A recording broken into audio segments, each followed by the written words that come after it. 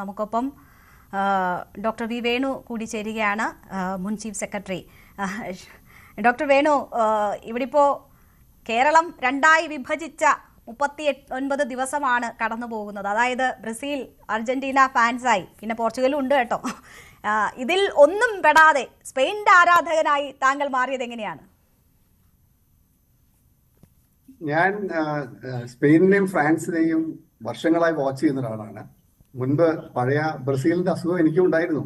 പക്ഷെ കഴിഞ്ഞ ഒരു 10 വർഷമായിട്ട് ഞാൻ അതായത് മെസ്സി ഈറ, ബാഴ്സലോണയിലെ മെസ്സി ഈറയാണ് എന്നെ ശരിക്കും ലാലിഗയിലേക്ക് കൊണ്ടുവന്നത്. പിന്നെ ബാഴ്സലോണയും റിയൽ മാഡ്രിഡും തമ്മിലുള്ള ഇതും അവിടുത്തെ ലാലിഗയുടെ വളരെ രസമുള്ള മാച്ചസ് ഒക്കെ വാച്ച് ചെയ്തിട്ട് അതിന്റെ ഒരു ആരാധനായി. കഴിഞ്ഞ വേൾഡ് കപ്പിൽ ഞാൻ ഫ്രാൻസിന്റെ കൂടെ ആയിരുന്നു. ഇക്കുറി യൂറോ കപ്പ് ഒക്കെ കണ്ടപ്പോഴേക്കും എനിക്ക് സ്പെയിനിന്റെ ഗെയിം വളരെ ഇഷ്ടപ്പെട്ടിട്ട് ഞാൻ അങ്ങനെ സ്പെയിനിന്റെ ഒരു സപ്പോർട്ടറായിട്ട് മാറി. ഒരു ആരാധകൻ എന്ന് പറയാനുള്ള ലെവലല്ല, ഫുട്ബോളിംഗ് ടേംസിലൊരു സപ്പോർട്ടറാണ്. അവരുടെ ഫുട്ബോളിനെ ഇഷ്ടപ്പെടുന്ന ഒരാളാണ് ഞാൻ. ഇന്നത്തെ കളിയിൽ എങ്ങനെയാണ് സ്പെയിനിന്റെ സാധ്യതകളെ താങ്കൾ നോക്കിക്കാണുന്നത്? വളരെ ടൈറ്റ് ആണ് ഗെയിം. അതായത് നേരത്തെ പറഞ്ഞതുപോലെ it's A very evenly balanced game. പക്ഷേ എന്റെ അഭിപ്രായത്തിൽ സ്പെയിൻ കുറെ കൂടെ കൊഹീസീവ് യൂണിറ്റ് ആണ്. സ്പെയിൻ ഇതിലൊരു അവരുടെ ട്രജക്ടറി കണ്ടു കഴിഞ്ഞാൽ അവര് തുടങ്ങിയത് സ്റ്റാർട്ടഡ് സ്ലോ, പക്ഷേ അവരിപ്പോൾ ആ കറക്റ്റ് മൊമെന്റത്തിൽ they play a beautiful game. Semi final എപ്പോഴും ഫൈനലിന് മുൻപുള്ള ആ ഗെയിമിൽ നമുക്ക് ശരിക്കും അവരുടെ ടീമിന്റെ ഇപ്പോഴത്തെ നിലയും മാനസികമായിട്ടുള്ള അവരുടെ സിറ്റുവേഷനും എല്ലാം നമുക്ക് അളക്കാൻ സാധിക്കും. അങ്ങനെയുള്ള ഒരു കേൾക്കാമോ? ഇതുവരെ ക്ലിയർ ആയിരുന്നു, ഇപ്പോഴും കേൾക്കാം. അതായത് സെമി ഫൈനൽ രണ്ട് സെമി ഫൈനൽസ് നമ്മൾ നോക്കുകയാണെങ്കിൽ എന്റെ അഭിപ്രായത്തിൽ സ്പെയിനിന്റെ ആ ഒത്തിണക്കത്തോടെയുള്ള അവരുടെ പെർഫോമൻസ് അവർക്ക് ഒരു സ്ലൈറ്റ് എഡ്ജ് നൽകുന്നു എന്ന് തന്നെയാണ് ഞാൻ വിശ്വസിക്കുന്നത്. ഇപ്പോൾ ലാലിഗ കണ്ട് തുടങ്ങിയതാണ് സ്പെയിൻ സ്നേഹം എന്നൊക്കെ പറഞ്ഞല്ലോ. ആരാണ് ഇഷ്ട പ്ലെയർ? ലമീൻ യമാൽ അത്ഭുതങ്ങൾ കാട്ടും എന്ന് പ്രതീക്ഷിക്കുന്നുണ്ട് ആരാധകരൊക്കെ. അങ്ങനെയാണോ? ആരാണ് ഇഷ്ട താരം? അങ്ങനെ ഒരാളെ പറയാനില്ല. എങ്കിലും യമാലിനെ കുറിച്ച് പറഞ്ഞത് കൊണ്ട് ഞാൻ പറയാം. അതേ പ്രായത്തിലുള്ള മറ്റൊരു പ്രോഡിജി ടീമിലുണ്ട്, അത് കുബാർസിയാണ്. കുബാർസി നമ്മുടെ സെമി ഫൈനലിൽ കുബാർസിയുടെ ഗെയിം അധികം പേരും കമന്റ് ചെയ്തിട്ടൊന്നും കണ്ടിട്ടില്ല. പക്ഷെ എംബാപ്പയെ ശരിക്കും വരിഞ്ഞു കെട്ടിയത് കുബാർസിയായിരുന്നു. 19 വയസ്സുകാരനാണ്. 19 വയസ്സുള്ള ഒരാളെ വരിഞ്ഞു കെട്ടിയതെന്ന് പറയുന്നവരേ ഉണ്ട്. സോറി, കേട്ടില്ല. കുക്കുറയാണ് വരിഞ്ഞു കെട്ടിയത് എന്ന് പറയുന്നവരും ഉണ്ടെന്ന്. പക്ഷേ കുബാർസി ആയിരുന്നു അതിന്റെ ആ സെൻട്രൽ ഡിഫൻസിൽ ഒരു കോട്ട പോലെ നിന്നത് ലപ്പോർട്ടും കുബാർസിയുമായിരുന്നു. നമ്മൾ ഓർക്കേണ്ടത് സ്പെയിൻ ഇതുവരെ ഈ ടൂർണമെന്റിൽ ഒരു ഗോൾ മാത്രമാണ് കൺസീഡ് ചെയ്തിട്ടുള്ളത്. അത്രയും ടൈറ്റസ്റ്റ് ഡിഫൻസ് ആണ് അവരുടെ ശക്തി. അതും ആരും കാണാറില്ല, കാരണം അവർ ധാരാളം ഗോൾ അടിച്ചു. ഈ ക്വാർട്ടറും സെമിയൊക്കെ ആയപ്പോഴേക്കും കംഫർട്ടബിൾ ആയിട്ടുള്ള വിക്ടറീസ് ആയിരുന്നു. പക്ഷെ അങ്ങനെ പറയുമ്പോൾ കുബാർസി ഉണ്ട്. പിന്നെ ഞാൻ കാണുന്ന മറ്റൊരു വളരെ പ്രധാനപ്പെട്ട പ്ലേ മേക്കർ റോഡ്രിയാണ്. അതായത് ഒരു മിഡ്ഫീൽഡ് ജനറൽ എന്താണ് നമ്മുടെ പഴയ കാലത്തെ മിഡ്ഫീൽഡ് ജനറൽസിനെ ഓർമ്മിപ്പിക്കുന്ന പോലെയുള്ള ഡിസ്ട്രിബ്യൂഷനും സോളിഡ് ഡിഫൻസീവ് വർക്കും അതുപോലെ തന്നെ വളരെ പെനിട്രേറ്റിംഗ് ആയിട്ടുള്ള പാസുകളും നൽകുന്ന ആളാണ് റോഡ്രി. ഡാനി ഓൾമോ മിഡ്ഫീൽഡേഴ്സിന്, അറ്റാക്കിംഗ് മിഡ്ഫീൽഡേഴ്സിൽ ഡാനി ഓൾമോയുടെ റോളും വളരെ പ്രധാനമാണ്. 2010 ഇതിനു മുൻപ് സ്പെയിൻ ഒരു കപ്പ് ഉയർത്തിയിട്ടുള്ളത്. അപ്പോൾ അതിന്റെ തുടർച്ച തന്നെ ഉണ്ടാകുമെന്ന് ആത്മാർത്ഥമായി വിശ്വസിക്കുന്നുണ്ടോ?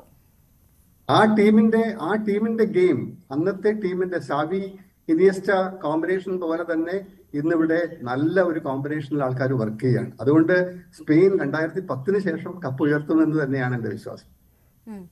മെസ്സി ഒരിക്കലും, ഇപ്പം ബ്രസീലിനെ എനിക്ക് ഇഷ്ടമായിരുന്നു, ഞാൻ മാറി ഇപ്പോൾ സ്പെയിനിനൊപ്പമാണെന്ന് പറഞ്ഞു. മെസ്സി ഒരിക്കലും താങ്കളിലെ ഫുട്ബോൾ ആരാധകനെ ആകർഷിച്ചിട്ടില്ലേ, അല്ലെങ്കിൽ അതിനോട് ആരാധന തോന്നിയിട്ടില്ലേ? ഞാൻ മെസ്സിയുടെ ഔട്ട് ആൻഡ് ഔട്ട് ആരാധകനാണ്. ലോകം കണ്ട ഏറ്റവും ഗിഫ്റ്റഡ് ആയിട്ടുള്ള ഫുട്ബോൾ പ്ലെയർ ആണെന്ന് വിശ്വസിക്കുന്ന ആളാണ് ഞാൻ. മെസ്സിയുടെ ഗെയിമുകൾ യൂട്യൂബിൽ പോയി പിന്നെയും കാണുന്ന ആളാണ്. അത് ആ വ്യക്തി, ആ പ്ലെയർ എന്ന നില, ഒരു ബ്രില്യൻസ്, ഒരു ഫുട്ബോളർ എന്താകണം എന്നുള്ളതിന്റെ എന്താ പറയാ ഒരു മൂർത്തി രൂപമാണ് മെസ്സി. മെസ്സി എന്ന ഫുട്ബോളർ ഒരാള്, അർജന്റീന എന്ന ടീം മറ്റൊരു എൻറ്റിറ്റിയാണ്. അതുകൊണ്ട് മെസ്സിയെ ഇഷ്ടപ്പെടുന്നത് കൊണ്ട് അർജന്റീനയെ ഇഷ്ടപ്പെടണമെന്നില്ല. മെസ്സി കപ്പെടുക്കണമെന്നില്ല. അതുകൊണ്ട് ഒരിക്കലുമില്ല. മെസ്സി മെസ്സി തന്നെ പറഞ്ഞിട്ടുണ്ട് അദ്ദേഹത്തിന്റെ ലൈഫ് ഗോൾസ് അദ്ദേഹം നേടി കഴിഞ്ഞിരിക്കുന്നു. അതെ, അദ്ദേഹം കഴിഞ്ഞ വേൾഡ് കപ്പ് കഴിഞ്ഞത് ഇന്നലത്തെ ഒരു ഇന്റർവ്യൂവിൽ അദ്ദേഹത്തിനോട് അത് ചോദിച്ചു.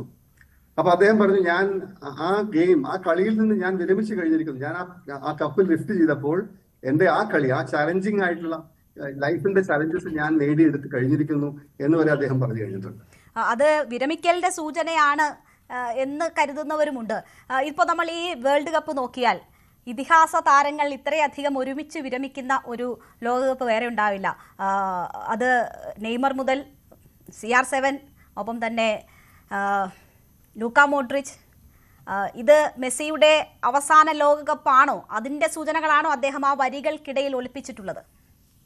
ഒരു സംശയവുമില്ല. ഈ വേൾഡ് കപ്പ് കഴിഞ്ഞാൽ അർജന്റീന ജയിച്ചാലും അർജന്റീന തോറ്റാലും ഇതിന് ശേഷം കോമ്പറ്റേറ്റീവ് ഇന്റർനാഷണൽ ഫുട്ബോളിൽ മെസ്സി ഉണ്ടാവുമെന്ന് ഞാൻ വിശ്വസിക്കുന്നില്ല.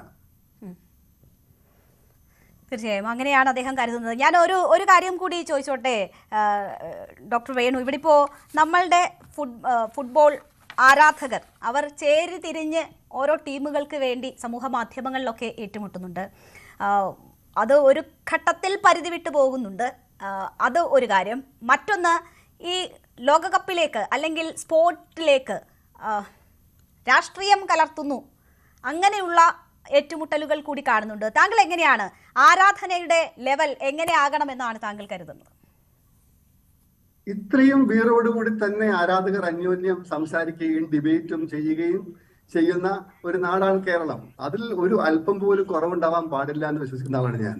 അതാണ് കേരളത്തിന്റെ സ്പിരിറ്റ്. ഇതിൽ ഒരു ചെറിയ മൈനസ്ക്യൂൾ മൈനോറിറ്റിയാണ് ഈ മോശമായ പ്രവർത്തനങ്ങളിലൊക്കെ പോകുന്നത്.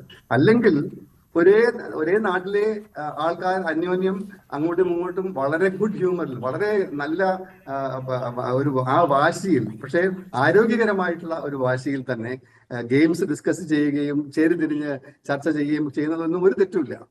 അത് കേരളത്തിന്റെ ഒരു സ്പിരിറ്റാണ്. ഓക്കെ, ഞാൻ താങ്കളിലേക്ക് തിരിച്ചു വരാം. കൂടുതൽ വാർത്തകൾക്ക് news 18 Keralam YouTube channel subscribe ചെയ്യുക.